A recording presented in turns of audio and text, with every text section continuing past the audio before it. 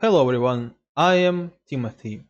I wanted to make this video for a long time, basically comparing Dead by Daylight to Identity with my own scale from 1 through 10. I played 2000 hours of DBD and 300 hours of Identity. So my personal opinion formed like 2 years ago and now I wanna share it with you. Let's introduce the games. Dead by Daylight is a asymmetric horror game where 4 survivors have to fix 5 generators and then escape through the gates. Identity is pretty similar game to Dead by Daylight where 4 survivors have to fix 5 ciphers and then escape through the gates. I will be referring to Identity as Eden for the rest of the video and also call Dead by Daylight DBD, so it will be shorter and more fast-paced video. Before we start, please drop a like and sub. After video ends, you can always change your mind. Thank you. Let's start from bigger things and what is more relevant in terms of comparing. First comparison I want to do is quality of life, features, and how much developers of each game spend time fixing and playtesting their game. Let's start with DBD. Quality of life, I will rate Dead by Daylight 3 out of 10. Why? Game release was in 2016 and majority quality of life updates started only around year 2020.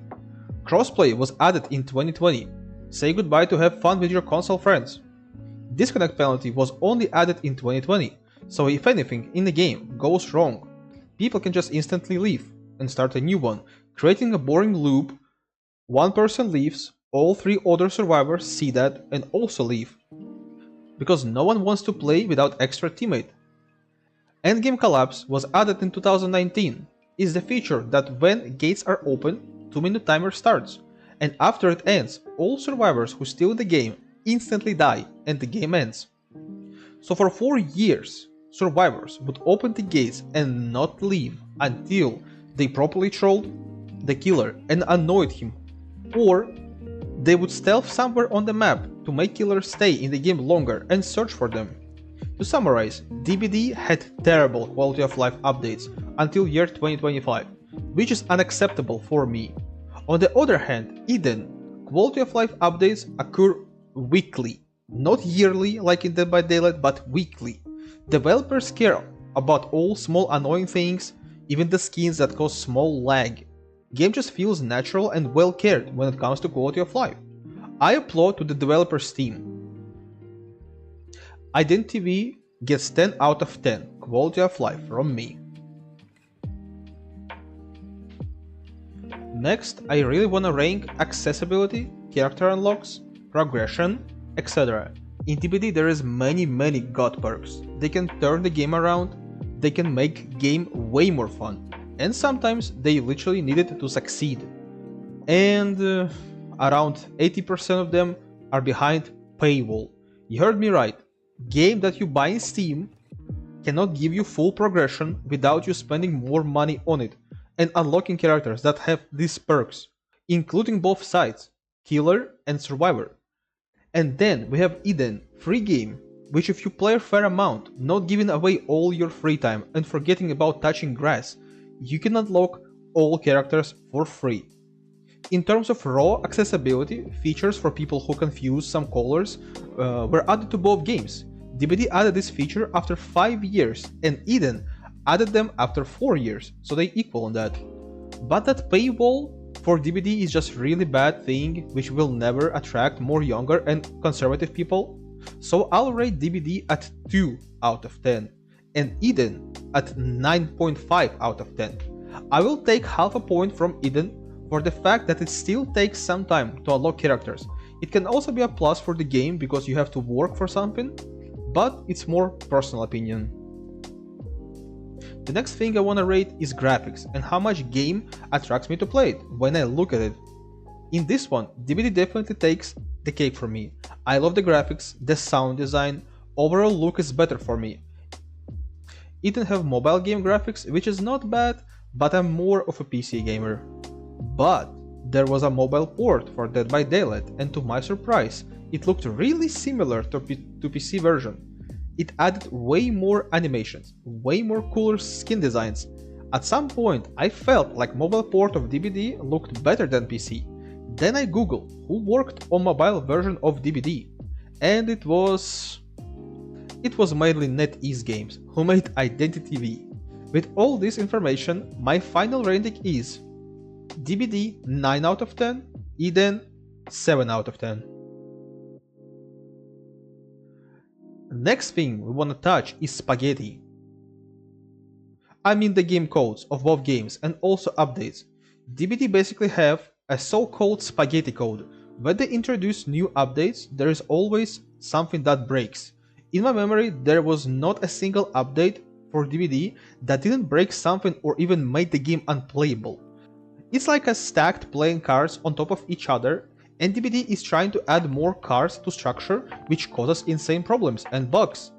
Item code is really flexible and well made. They can add in new features without many problems or bugs. Even if there is once on release, they get fixed in 2 hours or on that day. I rarely see them stolen these things. Let's just give Eden 9 out of 10, and DBD we will give, I say, 5 out of 10.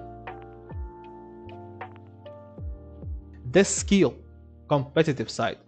Basically, they fumbled with pro competitive scene as organizers and also as game creators. Only with strict applied rules, which is literally 5 pages long, DBD can be played competitive and almost fair, while Eden have a huge competitive scene, massive tourneys, really big prizes, good organization. It really looks like those big ones for Dota 2, League of Legends, and let's say CS2. Now about skill side. I do think that both games have high skill gap. Some things can be mastered and done extremely efficient, but in DBD, all survivors are just reskins of each other. Of course, they add new perks to the game. At the same time, some really old trusty perks are still used to this day, making survivor's side way easier to learn. If you're not playing on absolute top level, Eden survivors are all different with different abilities, buffs, debuffs, and even specific items they spawn with. Killers in both games have high skill gap, can be mastered. I think on that side these games are equal. I'm going to rate DBD 7 out of 10 on skill and competitive side. It's not an easy game to master on either side, it's true. Eden will get 10 out of 10 from me. I think it's just perfect in both categories. Eden will get 10 out of 10 from me. I think it's just perfect in both categories. I gotta give him that, sorry DBD. The last thing I really wanna rate is nerfs to the broken mechanics. Oh boy. I have one really big problem with DBD that drove me insane and mad for years. It's not just my problem with the game, but everyone who played it, especially on killer side. This problem lasted for 5 years and was not even slightly changed through these years. I wanna introduce you to the Dead Heart perk that was so broken that would be used in 98% of games before the nerf.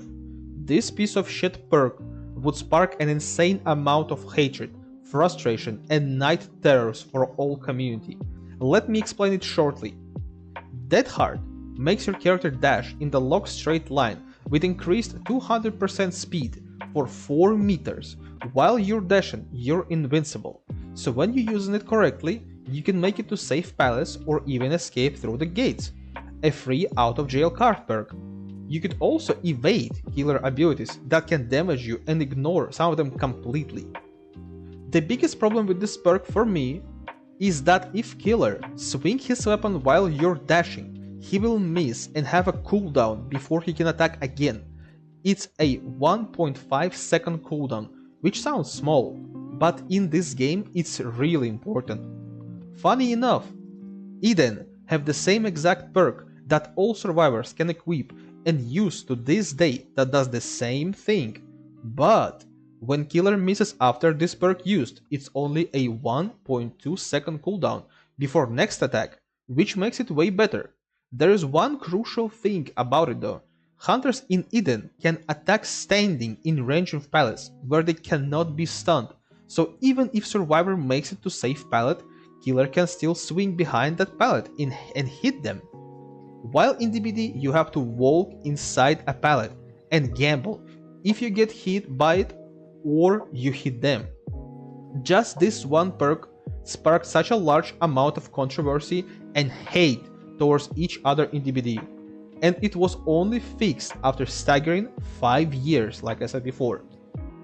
There was way more perks in DBD that have done some smaller damage to the player base. There was also maps that were really unbalanced and had infinite looping spots on them. They were also nerfed only 3 years after. Eden infinite loops took 1 year to fix, and problematic perks take them around 1 to 2 weeks to fix, or way less. There was a bug in Eden with character Novelist. This character can swap places with Killer. If he would concede at the same time as he was swapping places with Killer, game would end and survivors get a 4-man escape. This crucial and ridiculous bug was fixed in a span of like 24 hours. This speaks volume to me. So the final rating of DBD in terms of nerfing and balanced things in their game, I say 4 out of 10. For Eden, I'll give them a solid 8 out of 10. I do think there was a big problems that took them some time to fix, but they did it in a really short amount of time that didn't feel so bad comparing to DBD. Here is the results of ratings for all important things about both games. I really hope that something will change with Dead by Daylight, but I strongly doubt it after all these years of crappy behavior. I also hope IdentTV will get more exposure and bigger player base as time goes by. I mean in EU regions and NA regions, because right now it's mainly Chinese game. Thank you for watching. I'll repeat myself here, please subscribe to the channel and drop a like. I read all the comments and put hearts on them. Please share your opinion, I would love to see yours. Take care guys.